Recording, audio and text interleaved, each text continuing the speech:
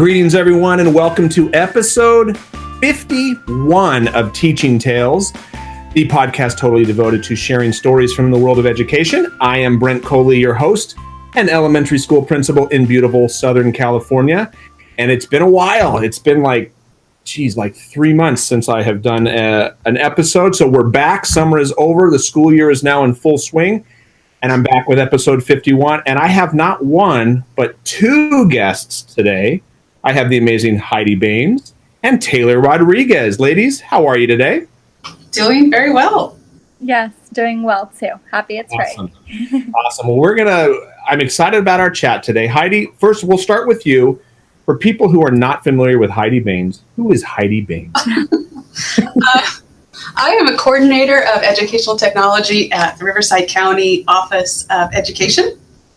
I have a background in social studies as well, but ed tech nerd, ed tech geek, and really anything computer science. Awesome. Yep. A person after my own heart. Very good. And Taylor, tell us now, Taylor, you have an interesting relationship, a connection to Heidi, but Taylor, tell all listeners, tell my mom and dad, because I know they're listening, if nobody else. I say that a lot, but at least I know they're listening. Who is Taylor? Tell us about you. So I know Heidi. It's still a little odd for me to call her Heidi. I knew her as Miss Almberg. Heidi was my 8th grade English teacher and also my TV journalism teacher. So I've known Heidi for a very long time. But I'm currently in a education specialist credential program. So I'm going to school to become a special education teacher. I did my undergrad in liberal studies and women's gender and sexuality studies. And I'm currently an instructional aide over at a middle in an SDC 6th, 7th, and 8th grade class. Wow. Yeah. That's awesome. That is awesome. Well, yeah, the connection that a former student, an 8th grade, and now you're about to finish your schooling to become a teacher yourself, which is awesome. And Heidi, before you and I were talking, before we recorded and before Taylor came on, that's just awesome. That's just, how proud. Tell me how proud you are right now that one of your former students is about to become a teacher. So proud. And in fact, Brent, when you and I spoke about recording this, I didn't have a lot of stories come to mind right off the top of my head, but my first thought was I need to tell Taylor's story. Like Taylor needs to tell her story because she's, we're not supposed to have favorites, but if I was going to list off favorites, Taylor's definitely one of them, if not the most, right? So I'm so proud of her. Look, I don't get real emotional, but I am that proud that I actually get a little emotional of all that she's done. And so that's awesome. Thank you. Well, Taylor, why? Because, well, first of all, why did you want to become a teacher? What sparked you to go down this path? I know it might sound cliche, but I truly mean it from the bottom of my heart. I enjoy helping people. And I at 18, I became a swim instructor. So I was giving swim lessons over at my local park, the local park. And I just fell in love with teaching and figuring out ways to teach a child or those children, certain strokes. And seeing just the light in their faces when they finally get something or when they're finally able to do something at a success or even if it's just a little improvement, I always feel that's a success. And it's just an awesome feeling to know you're a part of that. And on top of that, I just really enjoyed being around kids. They have such a different perspective on life. And there's just always something funny that they just bring to you. Just the things that they say. I don't know. I definitely feel like when I was 18, that's when it really sparked my interest. And also I had some some really great teachers growing up. Obviously, Heidi was definitely one of them, and I always really appreciated the time my top teachers took to get to know me. And so I felt like I wanted to bring that into the world too, to the next generation. My voice is kind of cracking right now, sorry. But yeah, so those are just a couple of my reasons. That's amazing. And that touches on something. First of all, Heidi, I'm not going to ask, you don't have to say it, but I know how you're feeling right now, because I know how I would be feeling if I was. But so now, Taylor, I'm going to ask you, like, because you touched on something there. You talked about relationships. And we were talking a little bit before we started recording, because there's a lot right now if you're reading on Twitter or articles and things like that about the power of relationships. And I've done some writing about that recently as well. You mentioned relationships. If I ask you now, tell me a story about what you remember. And that doesn't have to be a long, drawn out story, but what do you remember from your 8th grade year in Heidi's class? My guess is you're not going to tell me about, and again, be nice. No, I'm just kidding. but it's not going to be, probably not going to be about she taught you how to add or subtract fractions, or she taught you what the capital of this is, or whatever.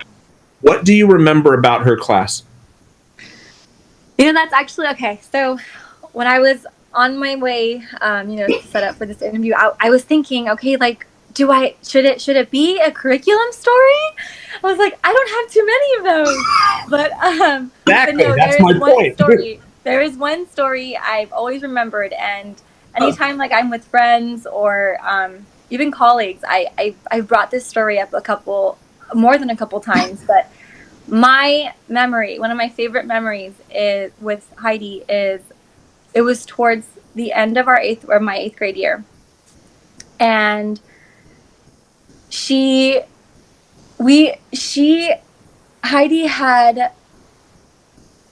allowed us to, or she took me and 2 other students to Pasadena. Oh my God. Or after school. And she got permission, from our parents. But it was just so much fun. And I remember, like, it was like, almost like I had a big sister, and just even the music we listened to in the car, it wasn't music I would listen to on my own. One of the songs we listened to was, I don't know who the artist is, but it's My Boyfriend's Back and You're Gonna Be in Trouble. So it was that song, and it was just such a fun day and I remember that was the first time I had realized Pasadena had diagonal sidewalks, and Heidi was the one who pointed it out to us, and we were like, yeah, let's walk across the street like this. Over where we lived, we don't have that. But it was just the fact that we went to Johnny Rockets that day. We ate. We just went walking around to Crate and Barrel. We went to Sephora. That was my first time in Sephora, actually. And so she took us all the way back home after, and it was such a fun day. It was such a good way to end 8th grade year and go on into high school. That transition, but when it means a lot to me, and I go back again to how much Heidi cared about making us feel like we were cared for. And I don't know. It was a fun day. I think about it and I just smile and my heart is happy. But I'm just really grateful and I'm really appreciative for that day especially. And then that summer on too, that was the summer we went to the East Coast, a group of us. And so there was just so much Heidi knew. We went to the Arlington Cemetery. We went to New York. We just did a lot of fun stuff and a lot of educational fun stuff. And I don't know, I just feel like my experiences wouldn't have been the same if it weren't for Heidi. Because on top of making sure that we felt like we were cared for, she was really patient and always really kind and always welcoming. Her door was always open. And I'm just really, really grateful for that. Well, I would pull the tissues here and pass the computer for you. If sorry, Heidi, I didn't mean to do that, but I'm going to say thank you, Taylor, for sharing that. And of course, anytime I do one of these broadcasts, it's like when a nugget like that. The whole purpose of this podcast is to share stories, because everybody loves a good story. We learn from stories. Stories help us remember things. And what I just heard you say, Taylor, is over a decade later, you remember the song on the radio that you were listening to on your trip to Pasadena. You remember you went to Johnny Rockets. You remember the diagonal sidewalk. Yeah. And Heidi, was it a history class? What was it? There was an English class and a TV journalism class. Okay. So. And honestly, I can't remember why we went to Pasadena, but that's a whole other thing. But it's like, but Taylor didn't just share stories about subjects and predicates and diagramming sentences and dangling participles and all whatever it was that you guys in narrative writing. She shared about the power of relationships and that you were positive and that you were patient and things like that. I mean, Heidi, if you want to think, I'll share a story of one of my teachers growing up. It was one of my graduate professors. So very similar, Taylor, like where you are right now. It was one of my master's degree, Dr. Andrea Guillaume. I think I've shared the story in the earlier episode with Scott Bedley when we talked about our favorite teachers. And she was a statistics class. Oh. Exactly. I mean, it's not my favorite subject, but she was so good in that class. She taught, and the reason it wasn't just she was a good teacher. You were talking about professionals who had just gotten into the field. They were doing this class, and she cared about them. She put smelly stickers on our tests. A graduate professor put smelly stickers on our tests, and we loved it. It was like we were in 3rd and 4th grade again. Like, oh, what'd you get? Oh, you got pizza. I got bubble gum. I mean, it was awesome, and she cared for us. We cared for her, and I think that the perfect illustration of that is, I like to say that if our students know that we care for them, they will run through a brick wall for us. And in that class, at the end of the semester, Andrea gave us the opportunity to bypass the final. Basically, if you had an A in the class, you didn't have to take the final. And which was like, oh, sweet. I had an A going into the final. Do you think I took the final? Probably. Yep, exactly. I took the final, even though I didn't have to take the final. And why did I take the final? Because I didn't want to let Andrea down. Because that's how much she meant to me as a professor, as a role model, as a mentor. It was like I wasn't going to take the easy way out. And just so anyone listening doesn't think, oh, well, Brent, you're just that kind of student. No, because in the same semester, I had the exact same opportunity in a different class. If you had an A going into the final, you didn't have to take the final. And I skipped that final. It was like, thank you very much, because there was no relationship built. I didn't care. I mean, frankly put, I didn't care about the opinions. Well, I don't really care if I'm letting her down, because I don't think that she really cares. And it's not like she was mean or anything like that, but Andrea went out of her way to build relationships with not just me, but the entire class. And virtually everybody took that final. And in the other class, virtually everybody skipped the final who had an A.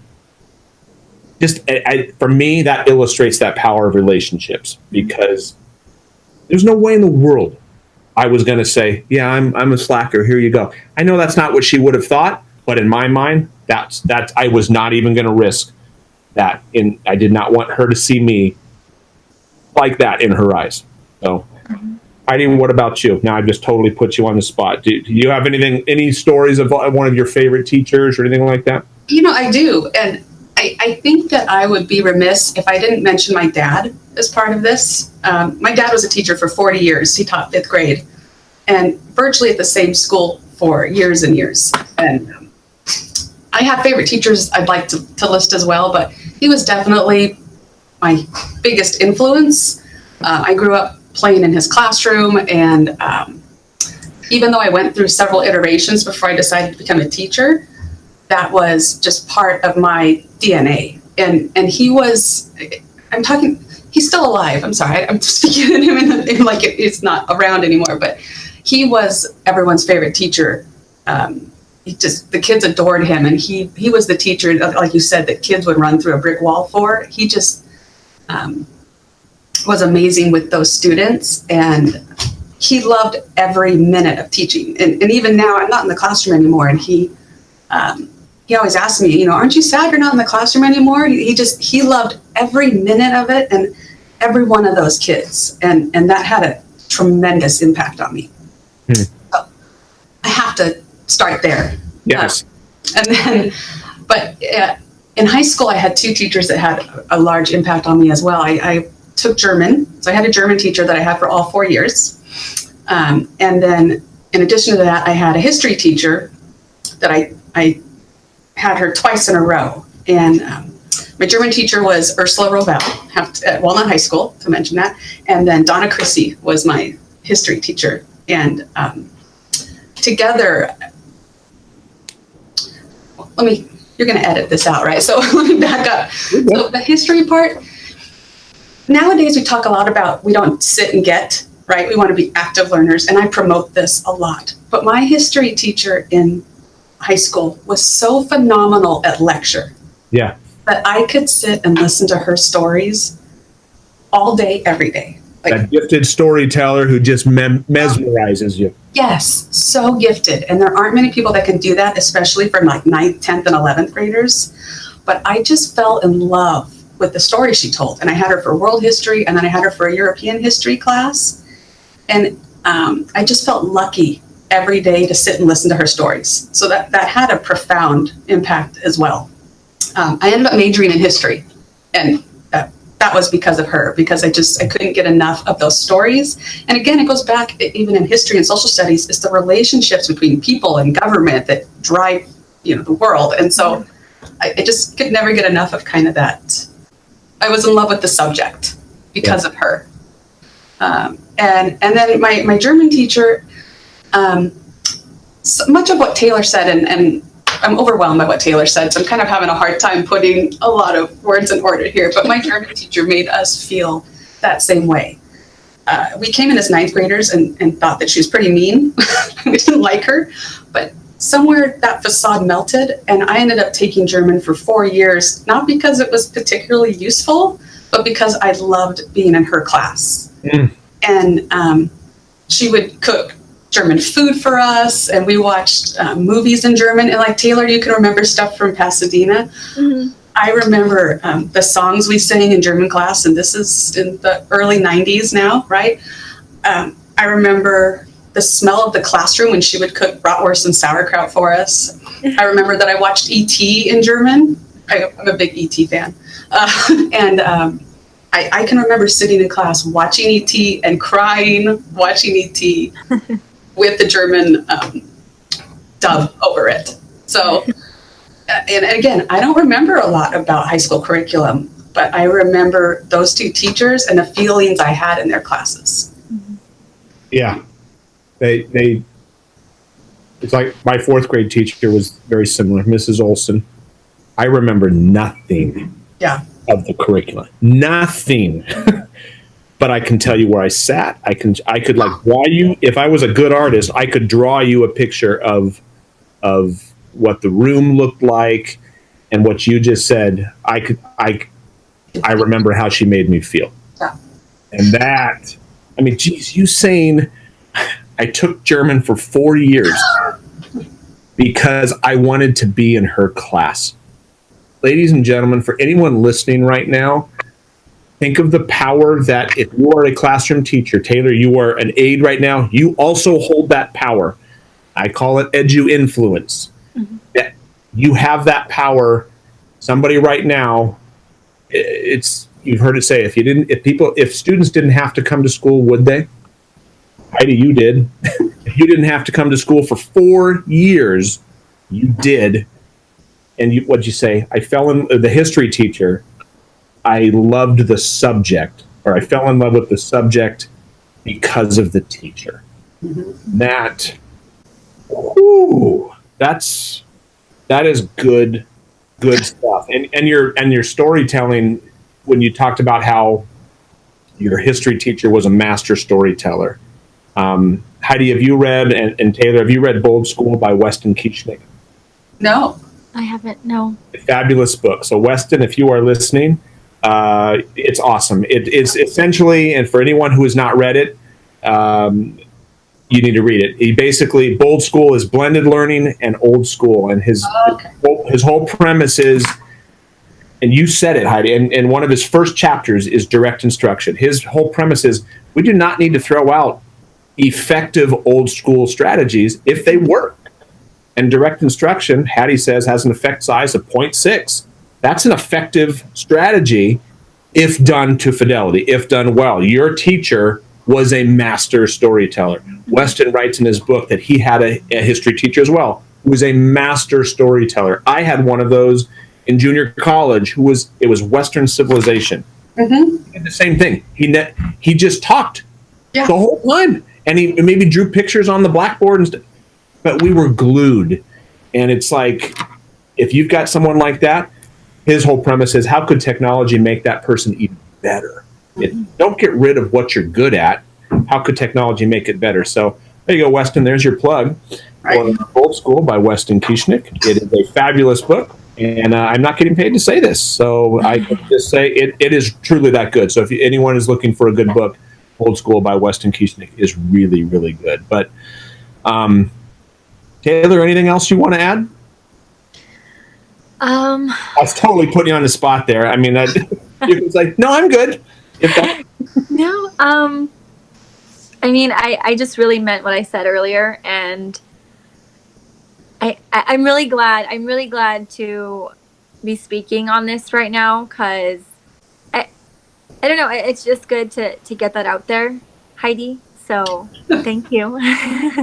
Thank you. You know, I do want to add something. So I want to let you know that how you were with me and with the rest of our students, or with the rest of your students at the time. I remember that, okay, and I have nothing but positive memories of you. And so every day when I'm in the classroom with my kids, I strive to bring that in there. So they get a bit of you, Heidi. It's too much for me. Well, and Heidi, I'll ask you as we close, for someone in Taylor's position, for Taylor or for anyone else who is perhaps listening right now, pre-service teachers who are getting in, hopefully you're getting out of this is, I in no way want to diminish the curriculum, because there are standards that need to be taught. There are skills that need to be taught. And in no way, I think the three of us, none of us are saying, oh yeah, it's not important. Just play music all day and just have parties. And that's not what we're saying. But I think the message that I am getting loudly and clearly is, it's so much more than that. Because if that's all it was, it's kind of like, Heidi and Taylor, you will get this when you get in there and you have your own classroom. But Heidi, I'm sure you've heard this question when somebody's going to be absent. One of the most insulting questions that a teacher, I think, can be asked is when the parent says, hey, my son's going to be gone for a few days. Are they going to miss anything important? Mm-hmm. Or can you send home what they're going to miss? And the answer to that question is no, because they're going to miss me. They're going to miss the teacher. Mm-hmm. And if they didn't, and I guess my point is, it's so much more than worksheets. It's so much more than textbooks, because if that's all it was, we wouldn't need teachers. We'd just send the books home and say, here you go, finish it by Friday. So it's so much more than that. Heidi, what would you say, like what advice would you give to Taylor or anyone else who is about to get in the field? Thank you for that, because that helps me reflect a lot. And I reflect, when I had Taylor in my class, I was very young, I was a very new teacher. And actually, it's probably about her age when she was in my class. And I think building relationships was very important to me then. And looking back, I probably would have done a better job at trying to build relationships with even more of the students. I still think of certain students that I probably could have done a better job with, and because we always think about the ones that we lost. Mm-hmm. And I'm grateful for Taylor's kind words. But had I to do it over again, there'd be so many things I would do differently. And I'm proud of the things that Taylor has said, but I would really take that extra time to get to know every single student, especially those that are maybe a little more quiet and a little more withdrawn. And a plug for tech, the way that tech is set up now, we kind of have an opportunity to do that in a way that I didn't necessarily when Taylor was in my class in whatever year that was now. But connecting with students and finding a way to make them know that you care, and asking them about themselves. I think as teachers, we share a lot about ourselves. At least I did, probably too much, right? And finding that one thing that connects you with that one student that will finally bring them in. And it's going to be different for all of them, but that is one thing I tried to do is, okay, I know this student likes this music. How can I connect over that? I know this student likes this sort of fashion. How can I connect through that? And it's not to say that I was making up, fake things to connect with them, but I was just trying to find that one thing that maybe I knew about and they knew about, and we could have a conversation over, and that opens the door. Then I can talk about, hey, why'd you miss this assignment, right? But before having that relationship, it's hard to, what's the word I'm looking for? It's hard to chastise or condemn someone or come at them negatively when you haven't already built a bridge for why you care. Yeah. Right. No, this is, and as you're saying that, that would be what I would do. My advice as well. And at the beginning, it's like if I could go back and do it again, I would spend more time on the relationships, because unfortunately, sometimes you have those negative experiences where you realize too late, like you said, Heidi, you had to discipline somebody, you had to redirect somebody, and you hadn't built the relationship, and the wall goes up. Yeah. Like, oh shoot! Now you're having to spend the next however long it is to tear down that wall to try to reconnect. And it's like, and if you've established that, the wall is less likely to go up, or if it does go up, it's a smaller one that you can step over more easily. So, I just can't.